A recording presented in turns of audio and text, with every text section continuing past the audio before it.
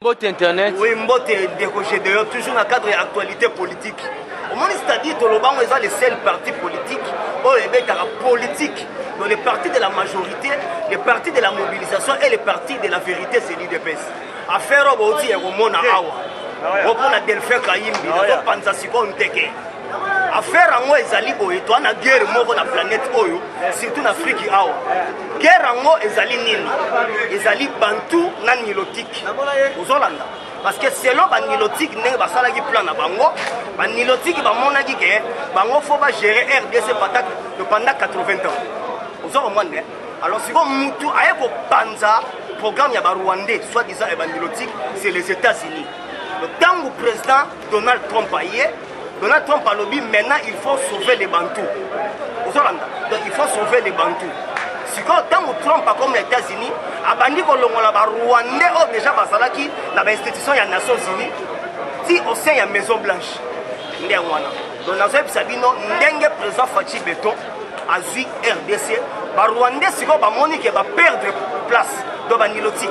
Donc ba linga il fallait que Nilotique avanda wana ke Bantu. So le wala biso Bantu tozi Congo en main et comme il faut échec pour na ba Nilotique ba Rwandais. Il y a un bango balingani dans 8 mois, 7 mois, 9 mois va renverser le pouvoir. Si vous avez l'autre ont empêché les États-Unis sont pour bloquer bango. Alors tant que vous que Delphin Kayimbi a Koufi pour la Nini. Et c'est-à-dire hier Azar Rwandais. Ndeng Azar Rwandais wana, c'est-à-dire tant que vous interpeller qui est à Kendaki ko samba, tant que samba, parce que audit déjà a comment ko dévoiler ba secret nyonso, il y a guerre au et ça la marana est. Parce que tant qu'on a dévoilé le secret, on a tout. Kabila na Kingakati, elle va comprendre que non. Rwandais a commis qu'on dévoilé le secret, tout. Donc il y a un moment où il salier et ça sabotage va éliminer tout Rwandais. Parce que déjà, à comment qu'on dévoilé source non c'est du Tumbao et ça est. Donc il y a comment qu'on dévoilé. Et puis il faut qu'on ait Delphin Nengazaki déjà on a Azaki directeur adjoint à cabinet, il y a Kabila. Et puis il faut qu'on ait il y a Zaki pire ami et puis cuisinier à Kabila. Donc c'est-à-dire ayebi babuso donc babuso tonyoso et ça la marana niveau est de Atina Z. Il y a un moment temps va s'allier évaluation topé edit mbalamo akufa ki na ba 5h du matin. Donc tant au radio et au bétango les a dit ba 9h ba 13h ba 10h déjà kufa ki. Donc il y a un temps va s'aller autopsie et ça c'est-à-dire ba Rwandais. Il y a un moment qui chef d'état-major Rwandais moko ayakia. Chef d'état-major Rwandais on a alingani ba généraux ni Rwandais on se base dans la liste.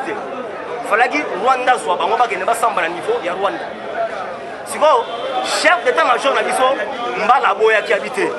Ba cité bango tant que ba congolais, il faut pas à la juger en RDC. Donc moi to libérer ba eba kende Rwanda ezati. So Rwanda déjà a monné que non, tant ba banda ko sambisa Delphin Kayimbi awa. Tous les Rwandais wana awa. So ba secret sani e robima. Il y a un autre temps, basali Delphin Kayimbi, basali évaluation à audit, a comment déjà qu'on dévoilé le secret, il y a un mandou qui est côté qu'on a un Tanganyika et pas joué. Alors, moi, qu'est-ce que tant déjà à certains combat joué, dans l'obligé autant à combat Kabila. Voilà le niveau à éliminer entre Bango et Bango, Batouti. Mais dans ce cas, tu bénéficies quand même, à l'obligé quand même, moi, quelques vérités. Il y a un moment journal mort de tempête des tropiques. Tempête des tropiques, journal wana a commis. Tempête des tropiques à l'Obiboy. La pression internationale sur Joseph Kabila. Donc c'est-à-dire tempête des tropiques à la Kisike, tempête des tropiques à la Kisike, non. Communauté internationale sur la Kabila à la RDC. Parce que tant que Kabila c'est lui qui nous dérange. Alors si le coup là, l'Américain, le rôle là, tout il va coloniser RDC. Il faut d'abord finir pour mettre Kabila la pression. Dans 30 jours, on va pessier. Ce qui, donc, février jusqu'à mars, ce qui a quitté RDC, et puis les Américains, donc, FCC. Il y a un moment président déjà a eu une invitation aux États-Unis. Parce que kuna à quel soit elle va continuer.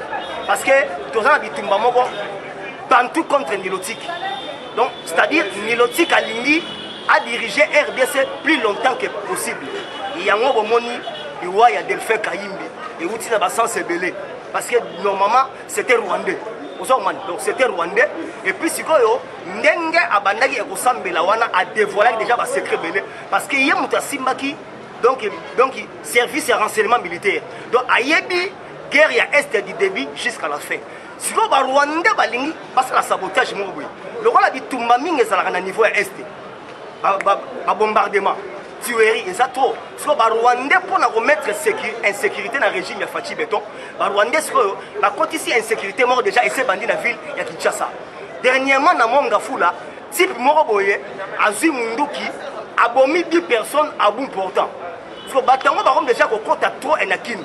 Kala tête au monde a msu ebo vandika boye ba yeli bino bombe ba bakufi. Donc c'est-à-dire ba lingi ba ka o ezaka na ba beni ba butembo et comme appelle en RDC. Donc c'est-à-dire Kagame en soi a se bien arrivé ya Félix T. Parce que Kagame déjà ça la interview moko na niveau ya Londres c'est donc c'est moi qui dirige la RDC. Siko donc toi na bagarre moko biso ba bantu siko yo faut te ba que non le rôle la Fachi Beton aussi pouvoir faut te ba neni ya conservant parce que tout si déjà ba nilotique ba na kanda parce que bantu a récupéré bango pouvoir or que na plan na bango ezala ki pouvoir na maboko ya ba bantu ezala isusuté.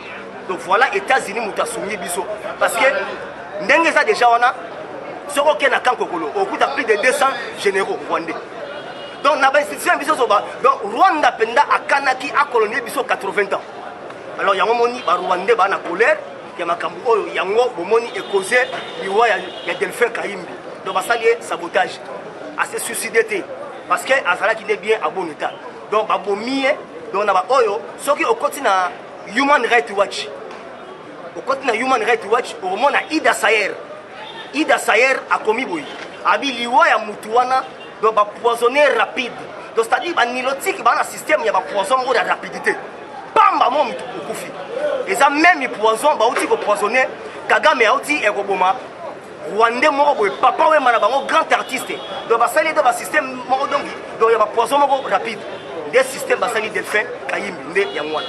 Yango bomoni na minito la communauté internationale balobi boy. Le coup la Kabila déjà à Lobaka na Namibie na Vinduk. Alobi que non, je ne vais pas vous dire au revoir, mais je vous dis à bientôt. Donc c'est-à-dire bah tout si balinga qui va changer moi régime de façon que va zonga.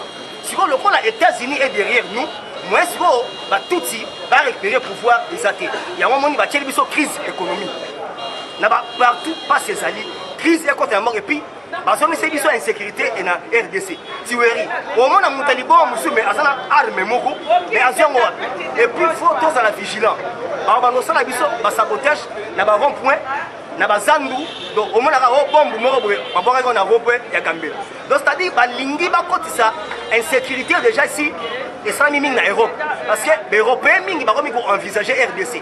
Donc si 2025 to subir les Européens ba ya e kovanda parce que ba komi ko kiba ba attentat kuna net il est dans la France kuluna ekoti. France il est là autant la bazu téléphone et ba botolio. Donc déjà ba France wana ba béni et comme déjà Kobeba.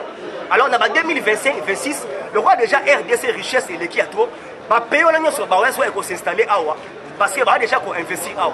Il y a moi si Rwanda a son monde en RDC ils ont tellement lobby.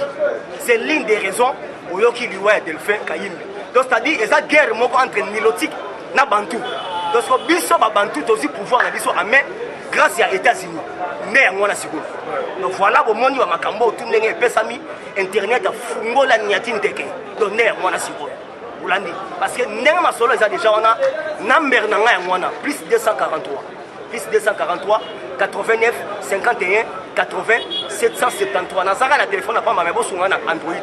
Plus 243, 89, 51, 80, 773. Pour aider parce que nous avons la binondé. Kabila Zako éliminé Batunaye, proche Naye parce que non, Batouana Soki, Bazan vie. Hier, secret Robima, mais Kabila déjà, elle va passer 30 jours à Pamba. Et puis, les États-Unis, dans 30 jours, sur Kabila, qui était sur un système, mon peuple qui nomme tout au Robima, auto-chassé. Parce que tant que Kabila est encore en RDC, nous ne pouvons rien faire. Il y a un moment où voilà, donc Delphin Kayimbi, parce que sabotage, le Orlandi Human Rights Watch, et puis RFI Lelo, na 430, RFI a dit, et ça sabotage, oh, il y a Koufi, on a grand moto à Kabila. Parce que déjà, bah, constater que non, la vérité déjà belé et bimé déjà. Il fallait qu'il élimine pour étouffer, parce que nous sommes bimatés. Voilà, merci. Eshima, votre magazine qui bat au rythme de l'actualité. Une réponse à vos besoins en information, un éclairage dans divers domaines. Impartial, documenté, instructif. Eshima au cœur de l'info. Retrouvez la nouvelle édition. Exclusivité, Sakumbi Molendo, le réformiste qui vient stopper l'hémorragie, suspension des fonctionnaires peu intègre, numérisation des titres fonciers et climat de confiance avec les collaborateurs, le nouveau gestionnaire des terres congolaises fixe les nouvelles règles de jeu. Focus, Lambert Mindi, Omalanga, le souverainisme comme un dogme. Redressement délaissé, Tomaluaka Losenjola, l'homme de la situation. Dossier Eshima, fini les vacances, vive les rentrées. De la politique au judiciaire, en passant par les scolaires, les derniers trimestres de l'année 2019 en RDC est décoiffant. Économie, BCC, un cadre des rétrocommissions et détournements à passer au peine fin. Découverte, Claude Ibalanki et Colomba, les coordonnateurs du MNS au centre de l'action de Félix Tshisekedi dans le Grand Lac. Les dialogues et pourparlers en RDC qu'en tire le peuple. Tubaou, la clé de la mythologie kassaïenne. Retrouvez l'intégralité du magazine Eshima dans les kiosques. Eshima Magazine, un nouveau standard d'information.